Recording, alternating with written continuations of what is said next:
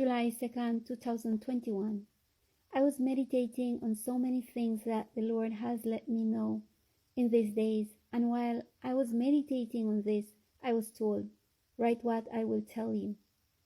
And here I leave these words with you. There is nothing more terrible and horrendous in this life than feeling good and being sufficient before God. It is something so subtle that it crosses the line of human wisdom, thus usurping the divine territory many times without realizing it. The sinful malignancy of sin woven in our being twists what is true, provoking incredulity and rejection towards it.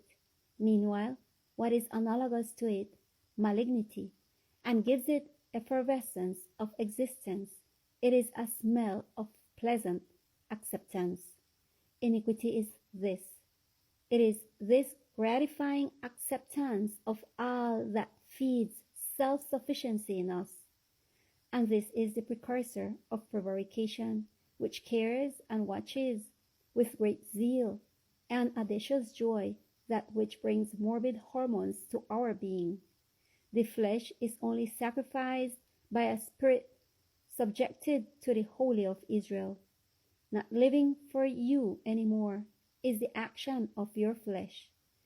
And the same spirit subjected to me will subdue, dodge, and evade every thought that, under the influence of the Holy Spirit, immediately grasps that it comes from the adversary of souls. When that thought comes, it can immediately be counteracted. Your mind must remain refreshed, and this can only be achieved among trees, animals, and meditation alone with me in the refreshing waters. A mind influenced in other way will be feverish and out of all divine connection, and this will be the adversary's prey for death. Since the creation of the human race, I put them in a garden so that their intellect would be every time more elevated, created in my image and likeness. There I instituted marriage. I gave them my Saturdays. Now, this is what is being subtly and openly attacked. Don't you realize that from a garden you pass to a supermarket? And now, there are catastrophes induced by a made crisis, environmental and food. I also put a couple, and now it is attacked by homosexuality. Subtly, this created a family destruction, a mutation, like what we see now. Also, there I gave my Saturdays, and now, due to ecumenism and religious control, they will be imposing Sunday, the first day of the week, calling it Saturday, when it really is a lie. It is not the seventh day that I commanded, that I instituted. It is not the Sabbath, but Sunday, the day of the sun. Can't you see an environmental crisis for an environmental encyclical? A gender perspective through homosexuality?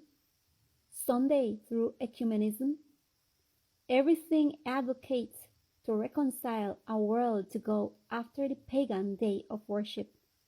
Didn't you realize that this began in full swing in the United States, in the heart of the UN, when the usurper was there placed as world leader of the UN? It was there, in that state of Philadelphia. It was there, in that 2015, when it happened, in front of many, and many did not realize it. And it's the same thing that's happening now. I was continued being told, everything is happening in front of you, and you are not realizing it. Can't you see? He kept repeating. Many asked themselves, why are we in this? But they didn't realize that the beginning of this began years ago.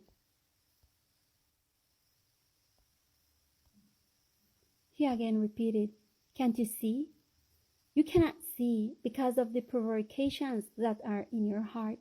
He continued saying, "Because the love of the world spoke louder than what the Holy Spirit appeals to your consciences. But only the wise will understand. They will be disappointed by going to many because they will be able to see things clearly and explain them, and those many will make fun of them because they cannot see them. But do not give up. Advance. Do all that is in your reach and go and be ready. Just warn and don't stay. Advance because time is short, and many of those who do not believe today, when everything is seen before the veil, many will join my ranks. Advance," he said again. "Advance. Do not stop because time is short. Be warned." These were the words I received from the Eternal, and I faithfully share them with each one of you. May the Lord bless us.